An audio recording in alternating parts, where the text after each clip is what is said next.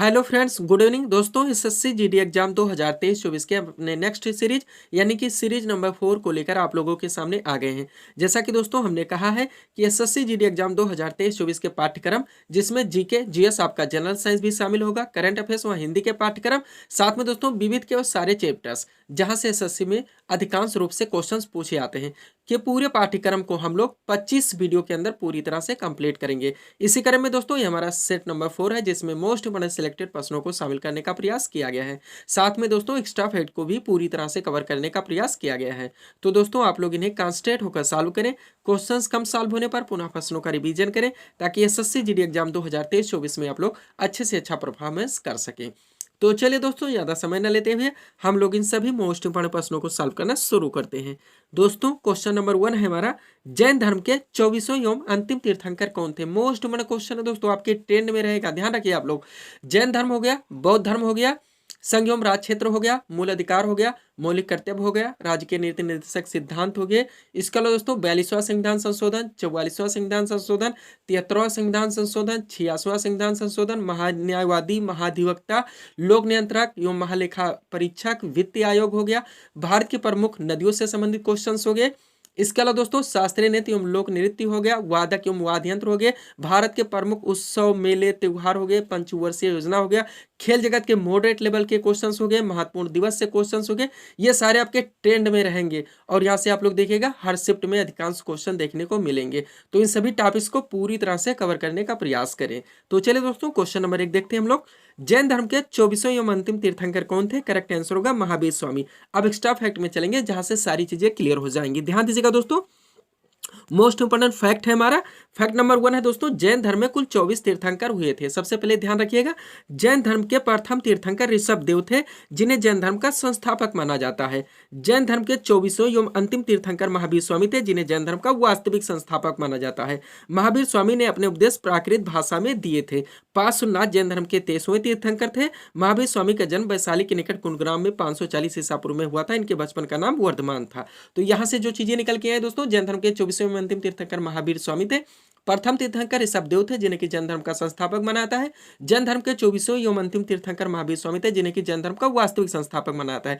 और 23वें तीर्थंकर कौन थे, पार्श्वनाथ थे। ये भी ध्यान रखेंगे। महावीर स्वामी ने अपने उपदेश प्राकृत भाषा में दिए थे। इनका जन्म 540 ईसा पूर्व कुंडग्राम वैशाली में हुआ था। इनके बचपन का नाम वर्धमान था। सारी चीजें आप लोग ध्यान रखेंगे। आगे चलेंगे नेक्स्ट क्वेश्चन की ओर। प्रमुख समाज सुधारक, ये सारे क्वेश्चन दोस्तों आपके हर शिफ्ट में एक क्वेश्चन 2 क्वेश्चन यहाँ से देखने को मिलेंगे। आप लोग ध्यान रखिएगा, जितने हाईलाइटेड हैं आप लोग देख लीजिए दोस्तों। पिछले एग्जाम से सारे क्वेश्चन हम एक साथ ले आए हैं यहाँ पे एक्स्ट्रा फैक्ट के रूप में। ध्यान दीजिएगा, आर्य समाज की स्थापना किसने की थी। करेक्ट आंसर होगा स्वामी दयानंद सरस्वती ने। अब चलिए एक्स्ट्रा फैक्ट में, आर्य समाज की स्थापना स्वामी दयानंद सरस्वती ने 1875 में बंबई में की थी। 4 क्वेश्चन एक फैक्ट में बने दोस्तों। किसने की थी, तो स्वामी दयानंद सरस्वती ने की थी। कहाँ की थी, बंबई में की थी। कब की थी, 1875 में। और क्या की थी, तो आर्य समाज की स्थापना की थी। आगे देखिए, स्वामी दयानंद सरस्वती की सत्यार्थ प्रकाश नामक कीर्ति भी है और इन्होंने वेदों की ओर लौटो का नारा भी दिया था। ये इतने फैक्ट है स्वामी दयानंद सरस्वती से। अगला देखिएगा, ब्रह्म समाज की स्थापना 1828 ईस्वी में राजा राम मोहन राय के द्वारा की गई थी। नेक्स्ट है, राजा राम मोहन राय को भारतीय पुनर्जागरण का मसीहा भी माना जाता है। रामकृष्ण मिशन की स्थापना स्वामी विवेकानंद ने 1897 ईस्वी में की थी। सत्य शोधक समाज की स्थापना ज्योतिबा फुले ने की थी और प्रार्थना समाज की स्थापना आत्माराम पांडुरंग ने की थी। एसएससी में ऐसे क्वेश्चन दोस्तों भर भर के पूछे जाते हैं। आगे चलेंगे हम लोग। अगला क्वेश्चन दोस्तों हमारा पॉलिटी से, ध्यान दीजिएगा आप लोग। भारतीय संविधान में मूल अधिकारों का वर्णन संविधान के किस भाग में है, ये क्वेश्चन रखा गया है। अब क्वेश्चन को सॉल्व करेंगे, पुनः एक्स्ट्रा फैक्ट पे चलेंगे जहां से मूल अधिकार के सारे क्वेश्चन हमारे एक साथ क्लियर होंगे। तो क्वेश्चन क्या है, भारतीय संविधान में मूल अधिकारों का वर्णन संविधान के किस भाग में है, तो भाग 3 में है। अब चलिए एक्स्ट्रा फैक्ट में, भारतीय संविधान में मूल अधिकारों का वर्णन अनुच्छेद 12 से 35 तक है जो कि संविधान का भाग 3 है। तो कहां से कहां तक है, 12 से 35 तक है। प्रारंभ में नागरिकों को 7 मूल अधिकार प्राप्त थे, लेकिन 44वें संविधान संशोधन 1978 के द्वारा संपत्ति के अधिकार को मूल अधिकार से हटाकर एक विधिक अधिकार यानी कि एक कानूनी अधिकार बना दिया गया। तो वर्तमान में टोटल मूल अधिकारों की संख्या 6 है, ये ध्यान रखेंगे। तो प्रारंभ में कितने अधिकार थे, 7 मूल अधिकार थे, लेकिन 44वें संविधान संशोधन 1978 के द्वारा संपत्ति के अधिकार को मूल अधिकार से हटाकर एक विधिक अधिकार यानी कि एक कानूनी अधिकार बना दिया गया। तब से मूल अधिकारों की संख्या 6 है। यह भी क्वेश्चन बार बार पूछाता है, वर्तमान में संपत्ति का अधिकार कैसा अधिकार है, तो विधिक अधिकार है, कानूनी अधिकार है। अब वो 6 मूल अधिकार कौन कौन से हैं इस पे हम लोग बात करेंगे। ध्यान दीजिएगा आप लोग। सबसे पहले दोस्तों समानता का अधिकार जो कि 14 से 18 तक चलता है। ये सारे आर्टिकल इसमें 14, 15, 16, 17, 18 सारे हम लोग कवर करेंगे दोस्तों। और आप देख लीजिए दिल्ली पुलिस कांस्टेबल में ही एक आर्टिकल छोटा नहीं, सबसे क्वेश्चन पूछा गया और एक बार नहीं बार बार पूछा गया, आप लोग मिला सकते हैं। उसके बाद है दूसरा स्वतंत्रता का अधिकार जो कि आर्टिकल 19 से 22 तक है। शोषण के विरुद्ध अधिकार 23 व 24 में है। धार्मिक स्वतंत्रता का अधिकार 25 से 28 में है। संस्कृति एवं शिक्षा संबंधी अधिकार 29 और 30 में है। 31 खाली है। क्यों खाली है? क्योंकि प्रारंभ में संपत्ति का अधिकार इसी में था, जिससे यहां से हटाकर आर्टिकल 300 का में जोड़ दिया गया एक विधिक यानी कि एक कानूनी अधिकार के रूप में। और हमारा छठा मूल अधिकार है संवैधानिक उपचारों का अधिकार जो कि आर्टिकल 32 में है, यह भी ध्यान रखेंगे। और मूल अधिकार जो भारतीय संविधान में किस देश के संविधान से लिया गया है? यूएसए यानी संयुक्त राज्य अमेरिका के संविधान से लिया गया है, ये भी आप लोग ध्यान रखेंगे। अब चलेंगे थोड़ा सा पीडीएफ के बारे में बात करेंगे दोस्तों, पुनः हम लोग क्वेश्चन की ओर चलेंगे। ध्यान दीजिएगा, महत्वपूर्ण 3 पीडीएफ यहाँ पे हमारे लगे हुए हैं। सबसे पहले हमारा एसएससी जीडी का ही लगा हुआ जिसका हम लोग स्टडी कर रहे हैं। इसमें जो आपका पाठ्यक्रम है दोस्तों जीके जीएस है, जिसमें जनरल साइंस भी शामिल है, करंट अफेयर्स है, हिंदी है। इसके अलावा दोस्तों मैथ व रीजनिंग्स है। मैथ व रीजनिंग के दोस्तों क्वेश्चंस आप लोगों को वीडियोस देख के प्रैक्टिस करने होंगे। बाकी जो पूरा आपका बचता है दोस्तों वो हमारे द्वारा 25 पीडीएफ के जरिए पूरी तरह से कंप्लीट करवाया जाएगा। अगर आप इच्छुक हैं दोस्तों तो 50 रुपये इसकी पीठ फीस रखी गई है, आप लोग व्हाट्सएप पर मैसेज करके जुड़ सकते हैं। 25 पीडीएफ के जरिए दोस्तों आपका लास्ट पीडीएफ एग्जाम स्टार्ट होने के 15 दिन के पहले पब्लिश कर दिया जाएगा, यानी आपको प्रोवाइड कर दिया जाएगा, तो ध्यान रखिएगा आप लोग। उसके बाद दोस्तों दूसरा जो हमारा लगा हुआ पीडीएफ बिहार एसएससी, आप लोग जानते हैं 10+2 2023 लगा हुआ है, लगभग फरवरी में इसका भी एग्जाम है। इसमें जो चैप्टर है दोस्तों सामान्य ज्ञान, आपका जो टॉपिक रखा गया सामान्य विज्ञान, करंट अफेयर्स, इसके अलावा मैथ व रीजनिंग है। इनके दोस्तों पीडीएफ नहीं दिया जा सकता है क्योंकि इनके लिए प्रैक्टिस अनिवार्य होता है। अब इसमें दोस्तों सामान्य विज्ञान के क्वेश्चन ज्यादा पूछे जाएंगे, किसमें?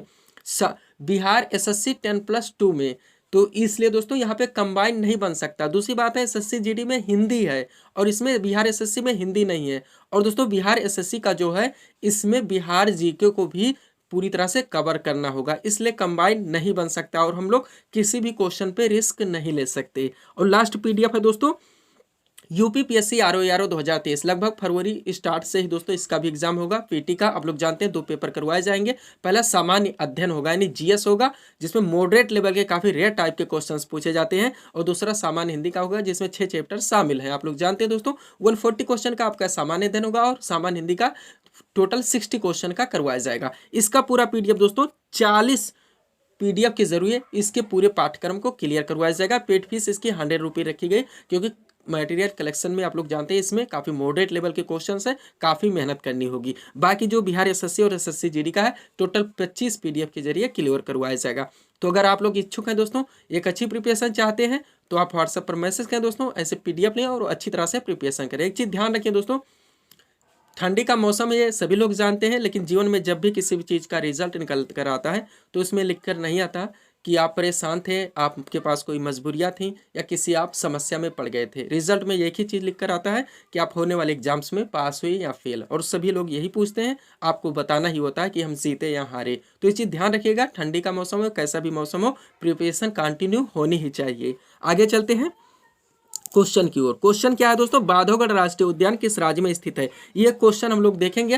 पुनः जो राष्ट्रीय उद्यान या वन्य जीव अभ्यारण्य से क्वेश्चन पूछे जाते हैं हाईलाइटेड है, उन सभी को एक साथ कवर कर लेंगे। तो क्वेश्चन है बांधवगढ़ राष्ट्रीय उद्यान किस राज्य में स्थित है? करेक्ट आंसर होगा मध्य प्रदेश में। अब चलिए, काजीरंगा राष्ट्रीय उद्यान असम में स्थित है। मोस्ट इंपॉर्टेंट है दोस्तों, आप लोग जानते होंगे काजीरंगा राष्ट्रीय उद्यान एक सिंह वाले गैंडे के लिए प्रसिद्ध है। उसके बाद मानस भी यही कहा है असम का, दोनों ध्यान रखेंगे, काजीरंगा राष्ट्रीय उद्यान और मानस वन्य जीव अभ्यारण्य। दुधवा राष्ट्रीय उद्यान कहाँ का है? उत्तर प्रदेश का है।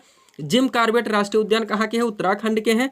सुंदरवन टाइगर रिजर्व ये पश्चिम बंगाल में है। गिर राष्ट्रीय उद्यान ये गुजरात में है। और इंद्रावती टाइगर राष्ट्रीय उद्यान दोस्तों ये छत्तीसगढ़ राज्य में पड़ता है। और भी जो पढ़ते हैं दोस्तों हम लोग उनको भी मोस्ट इंपॉर्टेंट बनते हैं, हम लोग पूरी तरह से कवर करने का प्रयास करेंगे और एक अच्छे सेट के जरिए दोस्तों इनको हम लोग रिवीजन भी करेंगे। ये आप लोग ध्यान रखेंगे, इसमें बहुत सारे ऐसे क्वेश्चंस हैं जहाँ से एक्स्ट्रा फैक्ट में हमारे और भी क्वेश्चन छूटते हैं, उनको हम लोग फिर क्वेश्चन में लेकर आएंगे और फिर अच्छी तरह से रिवीजन करेंगे। एक अच्छी प्रिपरेशन हमारी बनी रहेगी, ये ध्यान रखिएगा। आगे चलते हैं हम लोग। अगला क्वेश्चन दोस्तों, कलिंग पुरस्कार किस क्षेत्र में प्रदान किया जाता है? मोस्ट इंपोर्टेंट एसएससी के क्वेश्चन है दोस्तों। कलिंग पुरस्कार किस क्षेत्र में प्रदान किया जाता है? करेक्ट आंसर होगा विज्ञान के क्षेत्र में। अब एक साथ आप लोग पुरस्कार भी देख लीजिए। ग्रेमी पुरस्कार किस क्षेत्र में दिया जाता है? संगीत के क्षेत्र में। बुकर पुरस्कार किस क्षेत्र में दिया जाता है? साहित्य के क्षेत्र में। ऑस्कर पुरस्कार किस क्षेत्र में दिया जाता है? फिल्म के क्षेत्र में। पुलित्जर पुरस्कार किस क्षेत्र में दिया जाता है? पत्रकारिता के क्षेत्र में। नोबेल पुरस्कार किस क्षेत्र में दिया जाता है? तो ध्यान रखिएगा दोस्तों, ये भी क्वेश्चन पूछाता है नोबेल पुरस्कार कुल कितने क्षेत्रों में दिया जाता है? तो साहित्य हो गया, चिकित्सा हो गया, भौतिकी, रसायन, अर्थशास्त्र एवं शांति के क्षेत्र में। यानी कि नोबेल पुरस्कार कुल 6 क्षेत्रों में दिया जाता है। किसमें? साहित्य, चिकित्सा, भौतिकी, रसायन, अर्थशास्त्र एवं शांति के क्षेत्र में। क्वेश्चंस कैसे भी पूछे जा सकते हैं, इसलिए रिवीजन जरूरी होता है। पीडीएफ लेंगे दोस्तों तो होगा क्या, अंडरलाइन लगा के एक अच्छी स्टडी करते हैं तो आपकी प्रिपरेशन दोस्तों सर्वश्रेष्ठ रहेगी। आगे चलते हैं हम लोग। अगला क्वेश्चन है दोस्तों, NITI Aayog. Most important question है, नीति आयोग की स्थापना कब हुई थी? करेक्ट आंसर होगा 1 जनवरी 2015 को। इससे पहले योजना आयोग चलता था, प्लानिंग कमीशन हम लोग जानते हैं, वहां से भी क्वेश्चन को लेकर आएंगे दोस्तों। उसके जगह पे 1 जनवरी 2015 को दोस्तों नीति आयोग का गठन किया गया। अब चलिए एक्स्ट्रा फैक्ट में जहां से क्वेश्चन बन सकते हैं। तो नीति आयोग की स्थापना हुई थी 1 जनवरी 2015 को। नीति का फुल फॉर्म भी ध्यान रखेंगे, फुल फॉर्म से क्वेश्चन पूछे ही जाएंगे आपके एसएससी के एग्जाम में। तो national institute for transforming India, ये नीति का फुल फॉर्म होता है। हिंदी में बात करें तो राष्ट्रीय भारत परिवर्तन संस्थान होता है। नीति आयोग के प्रथम उपाध्यक्ष अरविंद पनघड़िया तथा प्रथम सीईओ अमिताभ कांत थे। ये ध्यान रखिए, सीईओ का full form chief executive officer, मुख्य कार्यकारी अधिकारी होता है, ये भी ध्यान रखेंगे। नीति आयोग के वर्तमान उपाध्यक्ष सुमन के बेरी है और नीति आयोग के वर्तमान सीईओ श्री बीबीआर सुब्रमण्यम है। आपका मोस्ट इंपोर्टेंट क्वेश्चन है, एक साथ कवर हो गया है। आगे चलते हैं हम लोग। अगला क्वेश्चन दोस्तों हिंदी से आ गया, ध्यान दीजिएगा आप लोग। सहयोगी का सही विपरीतार्थक शब्द क्या होगा? तो प्रतियोगी होगा। ये था ये क्वेश्चन। अब चलिए एक साथ कवर करते हैं हम लोग। एक तरफ शब्द दिया गया है, दूसरी तरफ विपरीतार्थक शब्द दिए गए हैं। एक चीज ध्यान रखिएगा दोस्तों, हिंदी के क्वेश्चन आप जब भी सॉल्व करें वर्तनी पर खास ख्याल रखें। समय के दबाव से एग्जाम में दोस्तों वर्तनी के कारण हम चारों ऑप्शन ठीक से चेक नहीं करते हैं, अपने आंसर कर देते हैं, लास्ट में पता चलता है ये आंसर हमारा गलत हो गया। तो आप हिंदी के जब भी क्वेश्चन सॉल्व करें चारों ऑप्शन चेक करें, वर्तनी पर खास ख्याल रखें। चलिए एक साथ देखते हैं। औन्नत का क्या होगा? उन्नत होगा। अब एक चीज और ध्यान रखें, पलट दिया जा सकता है। उन्नत पूछ लिया गया तो औन्नत होगा, औन्नत पूछा जाए तो उन्नत होगा। दोनों तरफ से ध्यान रखें इन प्रश्नों को। अधम का क्या होगा? उत्तम होगा। उत्तम आ जाए क्वेश्चन में तो अधम होगा। अतिवृष्टि का अनावृष्टि होगा। उत्थान का पतन होगा। उन्मुख का विमुख होगा। अल्पायु का दीर्घायु होगा।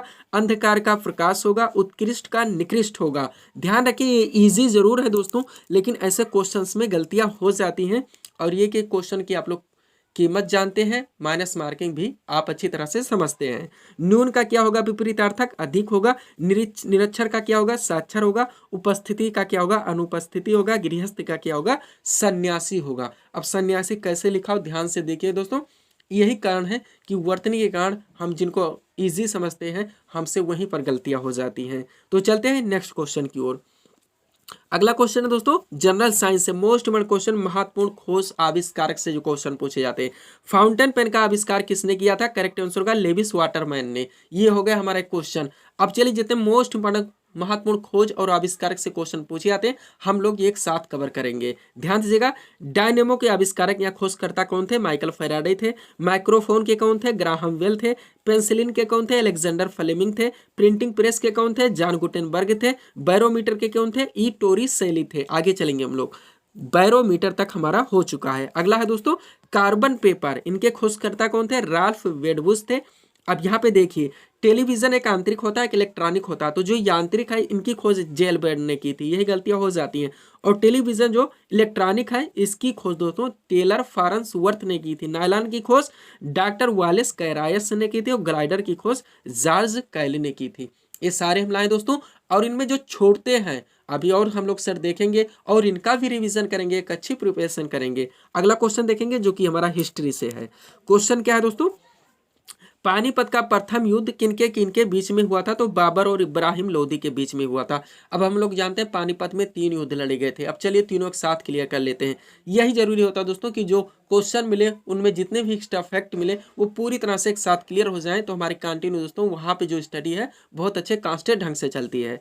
अब देखिएगा सबसे पहले पानीपत का प्रथम युद्ध 1526 ईस्वी में बाबर और इब्राहिम लोदी के मध्य हुआ था, जिसमें इब्राहिम लोदी की पराजय हुई थी। तो पानीपत का प्रथम युद्ध 1526 किनके बीच में, बाबर और इब्राहिम लोदी के मध्य में, और इसमें इब्राहिम लोदी की पराजय हुई थी। तीनों चीज ध्यान रखें कि इनके बीच में हुआ था, कब हुआ था, कौन हारा और कौन जीता।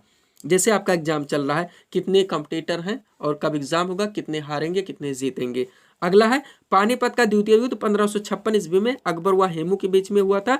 इस युद्ध में अकबर ने हेमू को हराया था, पराजित किया था। क्या किया था, पराजित किया था। नेक्स्ट है दोस्तों लास्ट, जो पानीपत का तीसरा युद्ध हुआ था, कब हुआ था, तो पानीपत का तीसरा युद्ध 1761 ईस्वी में अहमद शाह अब्दाली और मराठों के बीच में हुआ था। इस युद्ध में अहमद शाह अब्दाली ने मराठों को हराया था। किसने, अहमद शाह अब्दाली ने मराठों को हराया था। उम्मीद करते हैं दोस्तों तीनों आपके एक साथ क्लियर हो गए होंगे। एक बार रिवीजन जरूर कीजिएगा। अगला क्वेश्चन देखेंगे दोस्तों, जो कि हमारा शास्त्रीय नृत्य से है। 8 शास्त्रीय नृत्य हैं, आप लोग जानते हैं, एक साथ कवर कर लीजिए। कुचिपुड़ी सबसे पहले क्वेश्चन रखा गया है, किस राज्य का प्रसिद्ध शास्त्रीय नृत्य है, तो ये आंध्र प्रदेश का है। कहाँ का है, आंध्र प्रदेश का है। अब एक साथ हम लोग कवर करेंगे, ध्यान दीजिएगा। 8 शास्त्रीय नृत्य आपके सामने है। शास्त्रीय नृत्य संबंधित राज्य, भरतनाट्यम कहाँ का है, तमिलनाडु का है। कथकली और मोहिनीअट्टम दोनों केरल के, एक साथ ध्यान रखिएगा। कथक कहाँ का है, उत्तर भारत, विशेषकर उत्तर प्रदेश कह सकते हैं। ओडिसी ओडिशा राज्य का, मणिपुरी मणिपुर राज्य का, और सत्रिया असम का। इसमें एक भी नहीं छूटेगा जिसका रिवीजन बार बार आपके एग्जाम में पूछा नहीं जाएगा। आप लोग जानते हैं बहुत सारे शिफ्टों में क्वेश्चंस आपके एग्जाम्स होने हैं। आप पूरी तरह से तैयार रहिए दोस्तों। आपके सेम टॉपिक्स चुन लिए जाते हैं। एक चीज आप ध्यान रखिए, आपके एग्जाम के बाद में रिजल्ट आने से पहले एक नार्मलाइजेशन होगा। नार्मलाइजेशन के कारण सेम टॉपिक चुन लिए जाते हैं, 15 से 20 टॉपिक्स, और उन्हीं टॉपिक्स के इर्द गिर्द क्वेश्चंस बनाए जाते हैं, ताकि नॉर्मलाइजेशन में दोस्तों कोई कठिनता न है, क्वेश्चंस को समतुल बनाया जा सके। यही कारण है कि अधिकांश क्वेश्चन आपके रिपीट होते हैं। उस समय भी हम लोग एनालिसिस करेंगे, लेकिन अच्छी प्रिपरेशन नहीं होगी तो होगा क्या, आप लोग तबला को दोस्तों, तबला वादक को आप लोग बांसुरी में कर दिए, सरोद को शहनाई में कर दिए, असम को ले जाकर दोस्तों हम लोग अरुणाचल प्रदेश में कह दिया, कोई शास्त्रीय नृत्य लोक नृत्य इसमें चला गया, कोई उसमें चला गया। सारे में दोस्तों कंफ्यूज एनालिसिस में होता यही है कि कंफ्यूजन बनी रहती है अगर कांस्टेंट ढंग से तैयारी नहीं होती है। अगला क्वेश्चन देखेंगे हम लोग। क्वेश्चन है विटामिन सी का रासायनिक नाम क्या है। मोस्ट इंपॉर्टेंट क्वेश्चन है दोस्तों। करेक्ट आंसर होगा एस्कॉर्बिक एसिड। क्या होता है, एस्कॉर्बिक एसिड होता है। आप चलिए एक साथ कवर कर लीजिए, जहां से दोस्तों विटामिन से संबंधित मोस्ट इंपॉर्टेंट क्वेश्चन पूछे जाते हैं। विटामिन ए, ध्यान दीजिएगा, इसका रासायनिक नाम क्या होता है, रेटिनॉल होता है। इसकी कमी से रतौंधी रोग होता है, ध्यान रखिएगा आप लोग। विटामिन B1, इसका रासायनिक नाम थायमिन होता है, इसकी कमी से बेरी होता है। विटामिन B6, इसका रासायनिक नाम पायरिडॉक्सिन होता है, इसकी कमी से एनीमिया और त्वचा रोग। विटामिन B7, इसका रासायनिक नाम बायोटीन होता है, इसकी कमी से लकवा। ध्यान रखेंगे आप लोग, मोस्ट इंपॉर्टेंट क्वेश्चन है दोस्तों, ये एक साथ आपके कवर हो रहे हैं। विटामिन सी मोस्ट इंपॉर्टेंट है, आप लोग जानते हैं, स्कॉर्बिक अम्ल होता है, इसका रासायनिक नाम, इसकी कमी से अस्कर्बी होता है। विटामिन डी कैल्सीफेरॉल होता है, और इसकी कमी से रिकेट्स, जो कि बच्चों में होता है दोस्तों, रिकेट्स, कुपोषण। इसके अलावा विटामिन ई का रासायनिक नाम टोकोफेरॉल होता है, इसकी कमी से जनन शक्ति घटना। और विटामिन के का रासायनिक नाम फिलोक्विनोन होता है, इसकी कमी से रक्त का थक्का नहीं बनता है। आप लोग बार बार पढ़ते आएंगे, किस विटामिन की कमी से रक्त का थक्का नहीं बनता है, विटामिन के। रासायनिक नाम क्या होता है, फिलोक्विनोन होता है। क्वेश्चन पूरा दोस्तों और भी बनता है इससे। हीमोफीलिया रोग से ग्रसित व्यक्ति में किस विटामिन की कमी होती है, तभी विटामिन के। यानी कि हीमोफीलिया रोग से ग्रसित व्यक्ति में विटामिन के की कमी होती है, जिसके कारण रक्त का थक्का नहीं बनता है, और रक्त का थक्का न बनने के कारण खून का बहना बंद नहीं होता है। ध्यान रखिएगा आप लोग। आगे चलते हैं नेक्स्ट क्वेश्चन की ओर, जो कि महत्वपूर्ण दिवस से, ध्यान दीजिएगा। क्वेश्चन है विश्व ओजोन दिवस किस तिथि को मनाया जाता है। करेक्ट आंसर होगा 16 सितंबर को। अब मोस्ट इंपोर्टेंट एक साथ कवर करिए, इतना आप लोग कलेक्ट कर लीजिए दोस्तों, जितने हम लेके आए मोस्ट इंपोर्टेंट, आगे और भी लेकर आएंगे। प्रवासी भारतीय दिवस कब मनाया जाता है, 9 जनवरी को। राष्ट्रीय युवा दिवस 12 जनवरी को। विश्व पृथ्वी दिवस 22 अप्रैल को। विश्व मधुमेह दिवस 27 जून को। राष्ट्रीय सांख्यिकी दिवस 29 जून को। विश्व जनसंख्या दिवस 11 जुलाई को। विश्व डाक दिवस 9 अक्टूबर को। विश्व खाद्य दिवस 16 अक्टूबर को। और विश्व गरीबी उन्मूलन दिवस कब मनाया जाता है, 17 अक्टूबर को। सारे मोस्ट इंपॉर्टेंट रखे गए हैं दोस्तों। आगे चलते हैं हम लोग। अगला क्वेश्चन देखिए दोस्तों, महत्वपूर्ण पूर्ण नाम जो कि फुल फॉर्म से पूछे जाते हैं, कलेक्ट करके लाए हैं, ध्यान दीजिएगा आप लोग। सबसे पहले क्वेश्चन क्या रखा गया है, यूनेस्को का मुख्यालय कहां पर स्थित है। करेक्ट आंसर होगा पेरिस, फ्रांस में। यानी कि फ्रांस की राजधानी पेरिस में यूनेस्को का मुख्यालय स्थित है। अब चलिए एक साथ देखते हैं इंपॉर्टेंट फुल फॉर्म। सबसे पहले यूनेस्को का ही रखा गया है। इसका पूरा नाम है united nations educational scientific and cultural organisation, संयुक्त राष्ट्र शैक्षिक वैज्ञानिक एवं सांस्कृतिक संगठन। अगला है BCCI, board of control for cricket in India, ये होता है BCCI का। उसके बाद नाबार्ड है। इन सब से क्वेश्चन भी बनते हैं दोस्तों, करंट अफेयर्स में हम लोग क्लियर करेंगे। नाबार्ड आप लोग जानते होंगे, इसका फुल फॉर्म होता है national bank for agricultural and rural development, राष्ट्रीय कृषि एवं ग्रामीण विकास बैंक। नाबार्ड की स्थापना कब हुई थी, आप लोग कमेंट करके बताएंगे। अगला है दोस्तों UDI, आप लोग जानते होंगे, एक वेबसाइट का नाम है unique identification authority of India, इसका पूरा नाम है। उसके बाद SIDBI, ये भी आप लोग नाम सुने होंगे, small industries development bank of India, ये होता है SIDBI का। आगे चलेंगे हम लोग, SIDBI तक हमारा हो चुका है दोस्तों। इसके आगे चलेंगे ISRO, आप लोग जानते हैं इससे भी बहुत सारे क्वेश्चन चंद्रयान 3, आदित्य L1 सारे लेकर आएंगे। ISRO क्या है दोस्तों, इसका full form Indian space research organisation, आप लोग जानते हैं भारतीय अंतरिक्ष अनुसंधान संगठन। मुख्यालय कहाँ पर है इसका, बेंगलुरु में है। इसी के द्वारा 14 जुलाई 2023 को 2:35 पर सतीश धवन अंतरिक्ष केंद्र श्रीहरिकोटा आंध्र प्रदेश से दोस्तों चंद्रयान 3 लॉन्च किया गया था, जो कि 23 अगस्त 2023 को चंद्रमा के दक्षिणी ध्रुव पर सफलतापूर्वक लैंड हुआ। जिस स्थान पर लैंड हुआ उसका भी नाम रखा गया है शिव शक्ति बिंदु। क्या रखा गया है, शिव शक्ति बिंदु। किस रॉकेट से लॉन्च किया गया था, LBM-3M4 से। इसका कहाँ मुख्यालय है, ये आपसे पूछ रहे हैं। अगला है OPEC, आप लोग जानते होंगे, इसका भी नाम सुने होंगे, organisation for petroleum exporting countries, इसका पूरा नाम है। नेक्स्ट है SEBI, इसका फुल फॉर्म क्या होता है, security exchange board of India, इसका पूरा नाम है। NHRC देखेंगे, इसका पूरा नाम क्या है, नेशनल ह्यूमन राइट कमीशन, राष्ट्रीय मानवाधिकार आयोग, आप लोग नाम सुनेंगे। सारे से करंट अफेयर्स के क्वेश्चन बनेंगे। नाटो भी आप लोग जानते हैं, इसका लास्ट का जो सम्मेलन हुआ इसके बारे में, इसका मुख्यालय कहाँ पे है दोस्तों, ब्रुसेल्स में। कहाँ पे है, ब्रुसेल्स में। नॉर्थ अटलांटिक ट्रीटी ऑर्गेनाइजेशन, उत्तरी अटलांटिक संधि संगठन, इसका पूरा नाम है।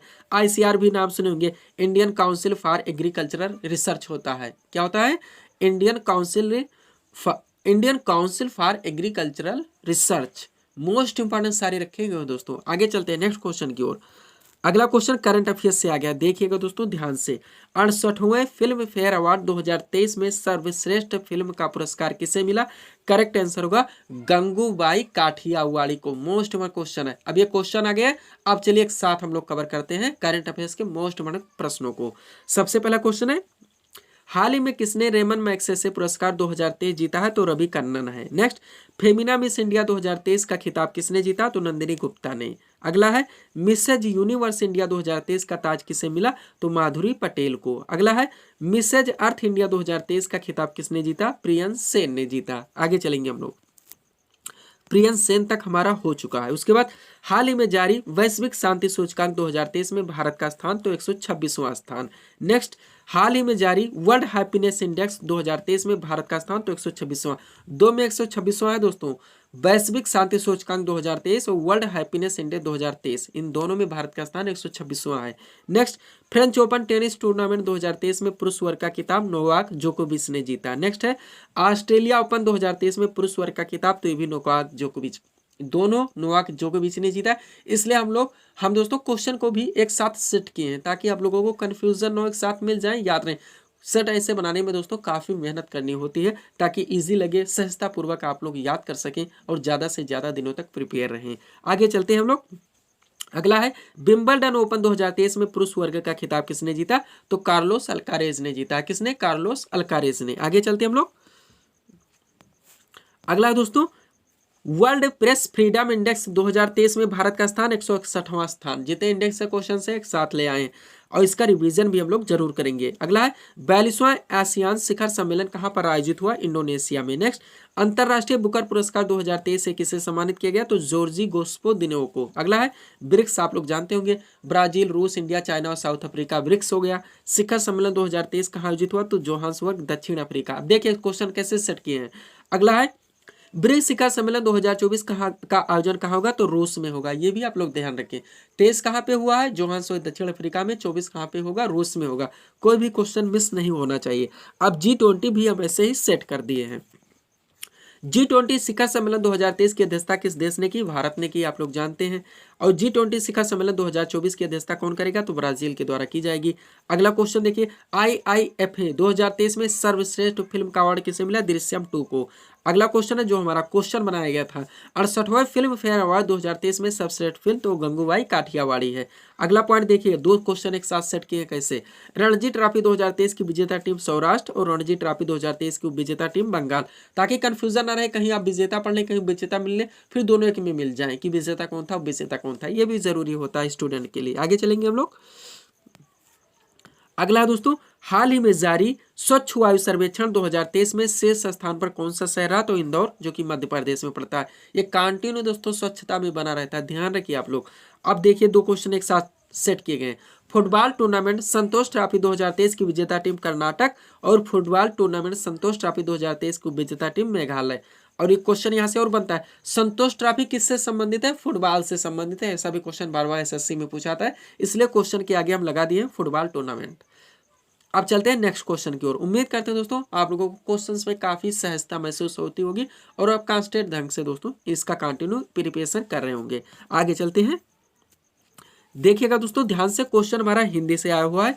अच्छे कुल में पैदा हुआ वाक्यांश का एक शब्द होगा, ऐसे भी क्वेश्चन पूछे ही जाएंगे, तो उसे कुलीन कहा जाएगा। अच्छे कुल में पैदा हुआ वाक्यांश का एक शब्द क्या होगा? कुलीन होगा। अब देखिए, साहित्य से संबंधित वाक्यांश का एक शब्द साहित्यिक, परलोक से संबंधित वाक्यांश का एक शब्द दोस्तों पारलौकिक। उसके बाद जो सब कुछ जानता है वाक्यांश के एक शब्द सर्वज्ञ होगा। उसके बाद जो जीता ना जा सके उसके लिए एक शब्द अजेय होगा। क्या होगा? अजेय होगा। आगे चलते हम लोग।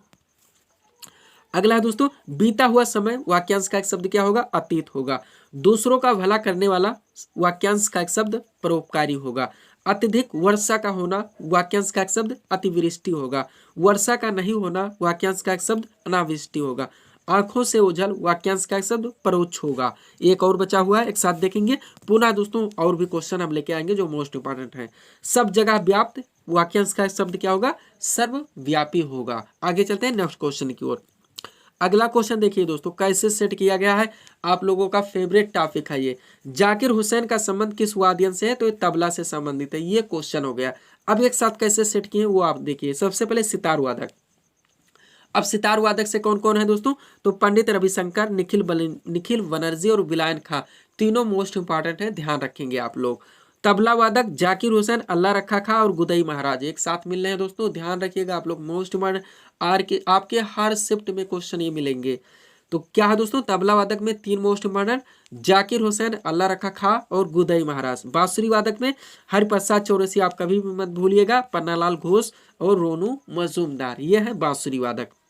सरोद वादक में अमजद अली खान, अलाउद्दीन खान और अली अकबर खान। अमजद अली खान, अलाउद्दीन खान और अली अकबर खान, ये तीनों सरोद वादक हैं। आगे चलते हैं हम लोग। इसके बाद क्या दोस्तों? शहनाई वादक। शहनाई वादक में ये एक मोस्ट इंपॉर्टेंट नाम आता है दोस्तों, उस्ताद बिस्मिल्लाह खान। और ये ही नाम दोस्तों संतूर वादक में है शिव कुमार शर्मा। कभी ना भूलिएगा दोस्तों, आपके एग्जाम के लिए मोस्ट इंपॉर्टेंट है। तो ये थे दोस्तों सेट नंबर 4 के मोस्ट इंपॉर्टेंट क्वेश्चंस जिनको यहाँ पे हम लोगों ने सॉल्व किए हैं। उम्मीद है दोस्तों आप सभी लोगों ने सॉल्व किए होंगे और देखे होंगे कि यहाँ से आपके कितने प्रश्न सही हो रहे हैं। तो दोस्तों इसी तरह के वीडियोस के लिए आप हमारे स्टडी चैनल शिव कृपा क्लासेस से जुड़े चैनल को सब्सक्राइब करें, ताकि हमारे द्वारा दी जाने वाले सभी वीडियोस आप क्रम से सबसे पहले देख सकें। तो मिलते हैं दोस्तों नेक्स्ट वीडियोस में। Thanks for watching.